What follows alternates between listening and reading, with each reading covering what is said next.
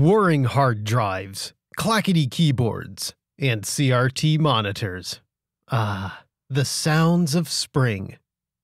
Unable to resist this siren song, certain species of migratory nerds find themselves congregating at the source of this cacophony, the Jersey Shore. Here, in Userlandia, we're taking a road trip to the East Coast's finest antique computer event, the Vintage Computer Festival East.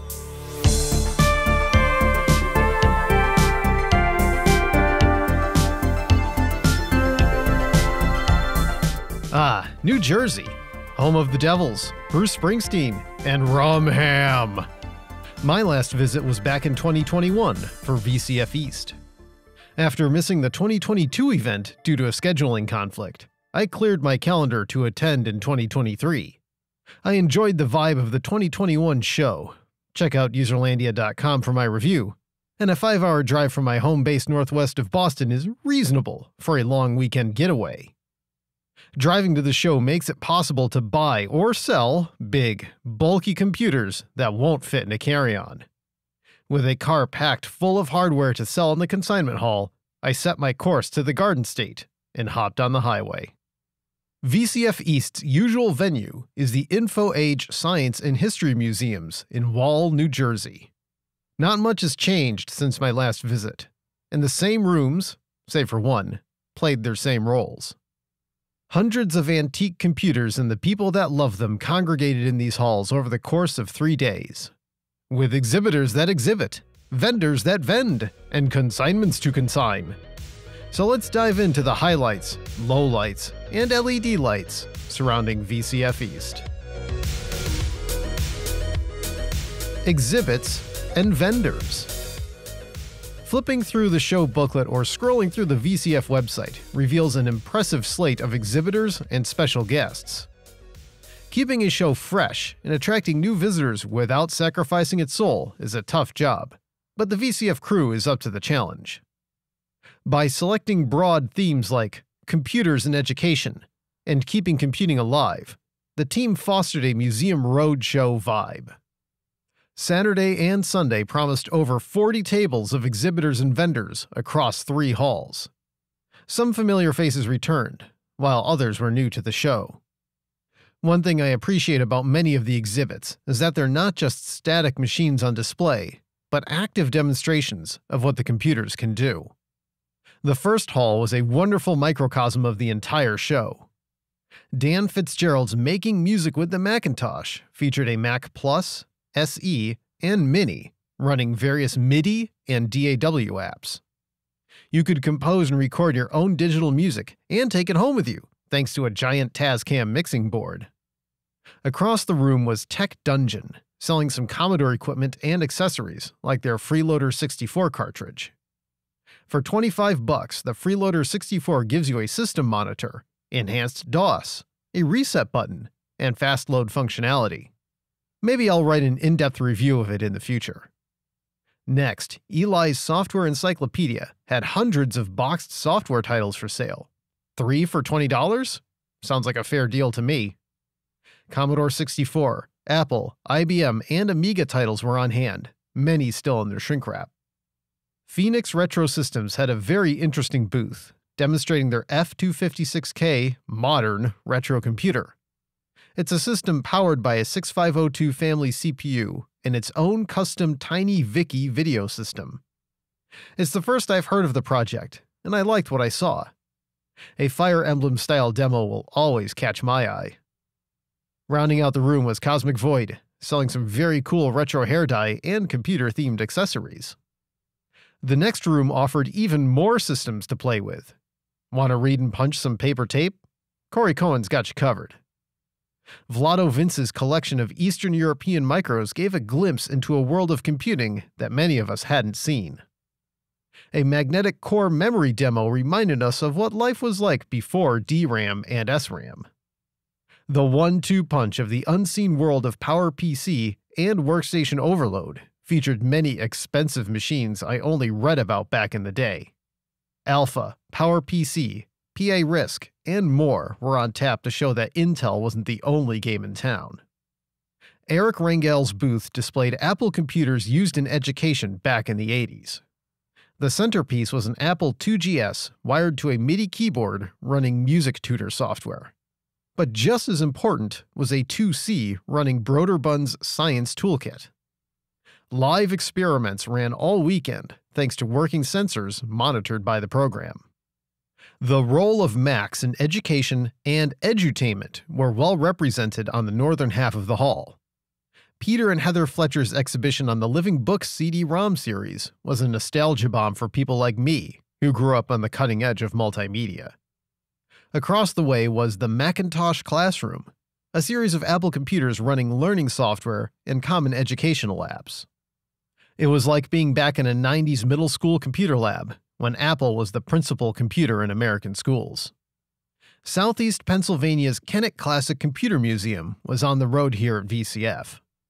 An SGI Indigo was on hand to detail new museum exhibits, and it looked good doing it. Make sure to stop by the next Kennett Classic events in May and September. I can't forget to mention the Motorola 88,000 exhibit. One of the rarer RISC chips, it's hard to find working examples of these machines. In an alternate universe, this is what Apple switched to instead of PowerPC. Dave from Usagi Electric had some of his antique terminals and tubes on hand, along with a teletype that could have been ripped from the pages of a steampunk comic book.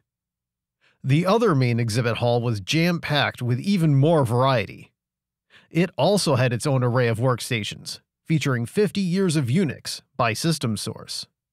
It's the greatest hits of workstations by Sun, Next, Apple, HP, and more.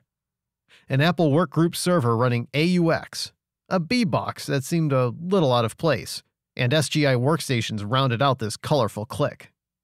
You might remember the hype surrounding Ken and Roberta Williams' virtual reality remake of Colossal Cave Adventure. It's not just hype anymore. The game was released earlier this year. Marcus Mira had a full VR setup for you to try the game, as well as an exhibit celebrating its journey from text to VR. If the VR headset was too new for you, then you could play along with the teletype machine in all of its clattering glory. Working Digital Equipment Corporation into the education theme isn't as tricky as you'd expect. Ethan Dix's DEC and Education exhibit had a learning PDP-8 and some fun DEC workbooks to teach you about mini-computing. Once you're done with your lesson, you can get your photo taken and converted to ASCII art at the PDP-8 photo booth. SGI also had some serious representation, with several booths showing various SGI systems and applications. Multiplayer Quake was on hand, along with Alias demos and the SGI Web. Alastair Hewitt is back again with his TTL Logic computer, now with many upgrades and improvements. This time I didn't forget to bring my LaCie Electron Blue monitor hood for his monitor. My monitor may be long gone, but his is now complete. RetroTech Chris's IBM Classroom had a full network setup featuring IBM's Classroom LAN Administration System, or iClass. This might be the only operational token ring network I've seen in person. Props to the PS2 Model 3286. I'll get one back again someday. You might remember Behind the Screens, the folks who preserve old Weather Channel and preview guide systems. They were out in full force, and they've expanded a bit. Want to know how cable scrambling worked? It's right there. Just, don't tell ASCAP about the live performances of music videos. I also spent some time talking to Dave from Dave's Retro Video Lab about his collection of vintage camcorders. Despite the fact that I'm producing videos these days, I don't really consider myself a video guy. It's never really been my forte, and I'm usually more comfortable with audio and writing. But Dave and I had a great chat about the invention of electronic image stabilization and our struggles with doing it live. His enthusiasm is infectious, and his livestream of the event is worth checking out. Friends of the show Steve from Mac84, Sean from Action Retro, Ron from Ron's Computer Vids, and Mike from Mike's Mac Shack were all gathered together at their totally normal computing table. Their greatest hits were there, like Mike's prototype iMac G5 and Sean's cursed SE30. But they brought some new material as well. The Apple I replica attracted a lot of attention, as did the ImageWriter LQ and the 20th anniversary Macintosh G4. Want to see how digital retouching and painting for video was done before we had Photoshop on commodity hardware? Adrian Wilson presented a working Quantel paint box, which allowed many attendees to give live demonstrations of their artistic abilities. If you're a TRS-80 fan, then you'll love Mike Lowen's Tandyland. S to your name, no notes. A TRS-80 timeline from the 1977 original, all the way up to the mighty Model 4P, celebrated the life and times of a foundational microcomputer. Lastly, a big shout out to Amiga of Rochester, Retro Innovations, and DOS Dude for performing live repairs, custom board assembly, and upgrades. One such upgrade was soldering G3 CPU upgrades in Ball Grid Array Mac Logic boards. Turns out that you can upgrade many 604 Macs to a G3 processor if you can solder Ball Grid Array chips. I happened to catch one of these upgrades live, and DOS Dude made it look so easy. Don't try this at home, kids. Panels and guests. Scheduled along with the exhibitions were 3 days of talks, classes, and special guests. Hands-on learning has been a part of the Federation's mission for years now, and the tradition continues in 2023. A learning space dedicated to Commodore computers was one of the headline events for this year's show, and it didn't disappoint. Beginner and advanced classes on Commodore Basic and Assembly Language were available on all 3 days to teach you how to keep up with your Commodore. Learning about Commodore wasn't limited to programming either. Dave McMurtry of Commodore.International hosted history classes where you could learn about the business dealings of Jack Tramiel and Company. Next door in the Computer Deconstruction Lab was a mini repairathon, as well as build-your-own-board sessions. XT IDE kits were on hand, along with other projects to test your soldering skills. Don't worry if you don't know how to solder, because classes were available to teach you how to wield an iron. All 3 days had a jam-packed panel schedule. You could spend 8 hours a day watching all the talks, with subjects ranging from the Apple Lisa, the Nabu, computers in schools, and advanced C64 sprite programming. Unfortunately, I missed most of Friday's panels, which means I'll have to catch the VODs that the Federation conveniently posts on their YouTube channel. I did catch the Friday Streamer Roundtable, featuring Adrian Black, Jerry Ellsworth, David Lovett, and Fran Blanche. Casting Bill Hurd as the moderator was a brilliant choice. I love Bill's candor. He's able to get away with some good-natured ribbing, especially with this group of guests. Bill also hosted Saturday's Roundtable, which featured David Murray, the 8-bit guy, Steve from Mac 84, Sean from Action Retro, and Mike from Mike's Mac Shack. Both panels were worth attending, as the guests had very different answers to Bill's questions. My favorite non-Roundtable panel award goes to Jerry Ellsworth. Retronuts know her best as the wizard behind the C64 on a chip found in the C64 Direct-to-TV joystick. But that device is only part of her story.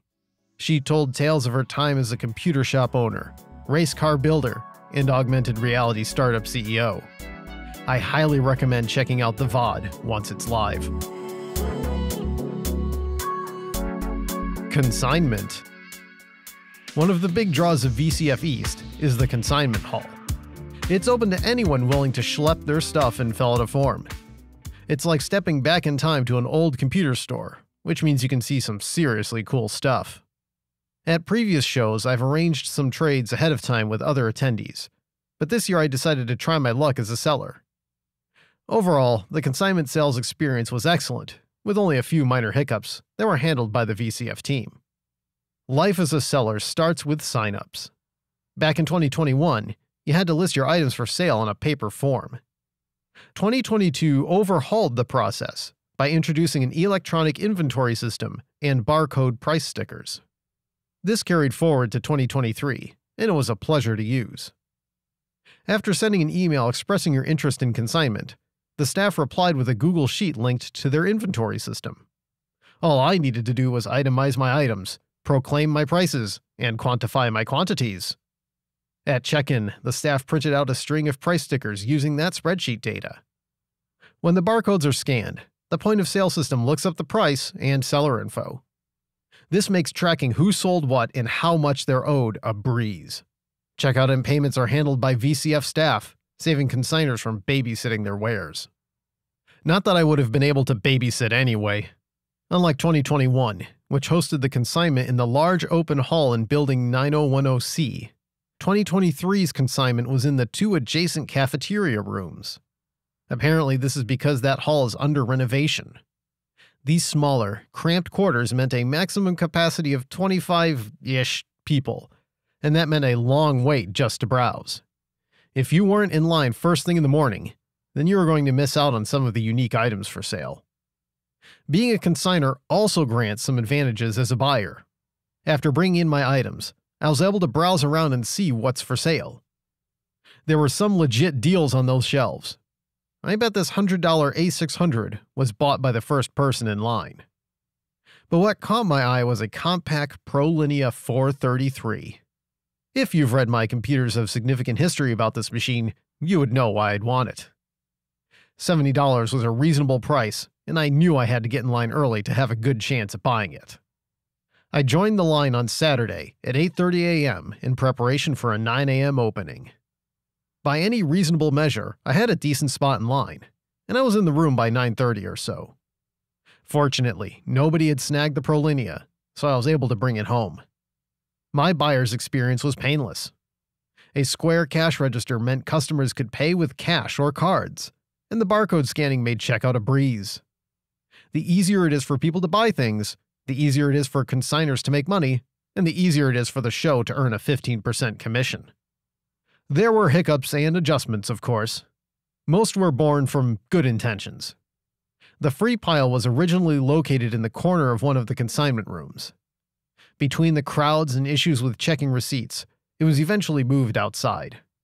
Good thing it didn't rain during the day.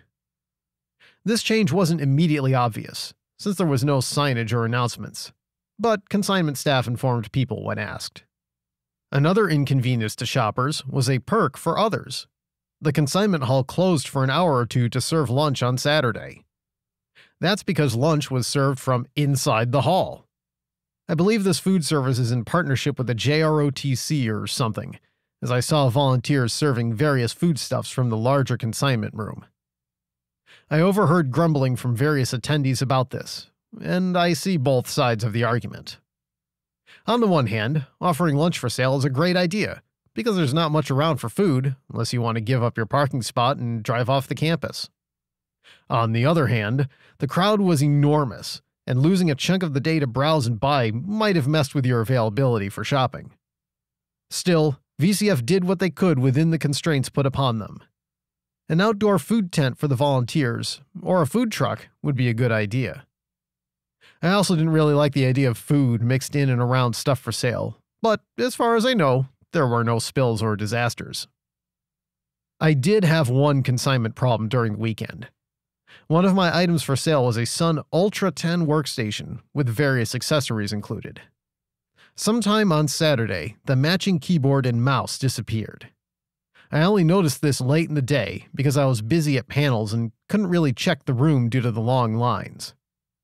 I notified the show staff, who made it a priority to find the missing items. Luckily, they did. The keyboard and mouse were reunited with the tower before the hall opened on Sunday morning. The system eventually sold later that day. I can't thank the VCF staff enough for taking the problem seriously and saving the day. This leads to another tricky part of consignment, and that's item lots. I had 2 lots to deal with: the aforementioned Sun workstation and a TI-99 collection I was selling on behalf of a friend. The TI-99 was easy enough. I had the machine and a box of software and accessories. I attached a README and price tag to the box, and set the computer next to it. Seemed fairly obvious that they went together. With the Sun, I laid the accessories on top of the case. In my mind, this implied they went together, but I can see the ambiguity there. I want the accessories to be seen to increase the attractiveness of the lot, but with the way things were laid out on the shelves, it's hard to tell where one group stops and another begins. I'm not sure of a good way to improve this, other than to use more READMEs and tape and boxes to keep everything together. Another conundrum is dealing with the rush. Given the number of Saturday attendees this year, There still would have been lines and wait times if the larger hall was in use. But with how tightly packed the merch was, and how few people were let in, the whole thing had a Black Friday kind of vibe, and I don't think that's the atmosphere the showrunners were angling for.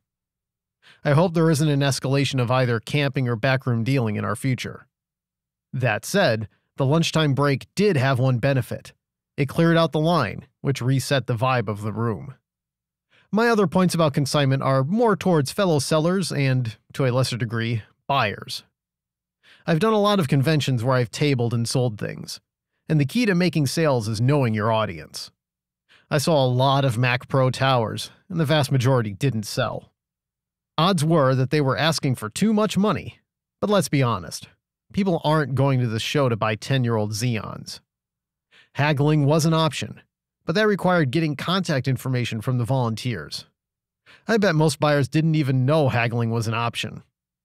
If you're a seller open to negotiations, I'd recommend attaching signs with your phone number to your items.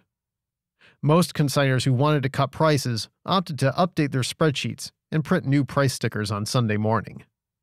Another piece of advice: don't bring a bunch of late model office or home PCs.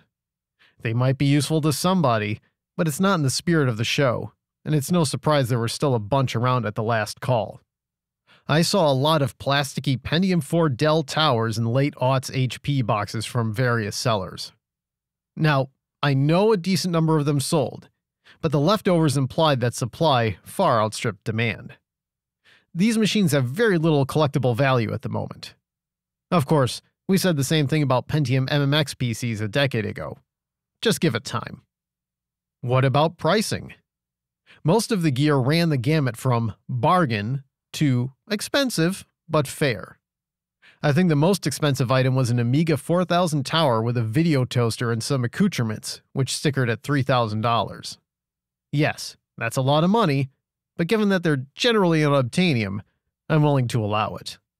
One of the gotchas of trading in vintage gear is that you might have something that's rare, but if you don't have a buyer, then it doesn't matter what it's valued at.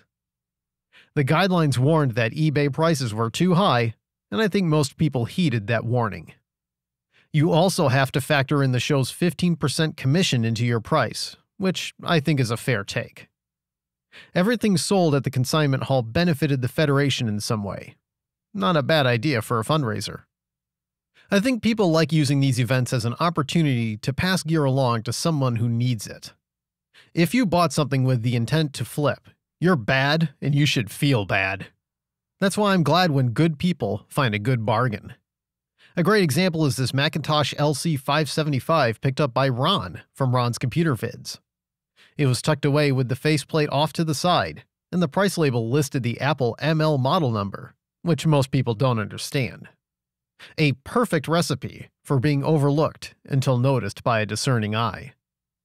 The machine powered right up to a desktop with no problems whatsoever.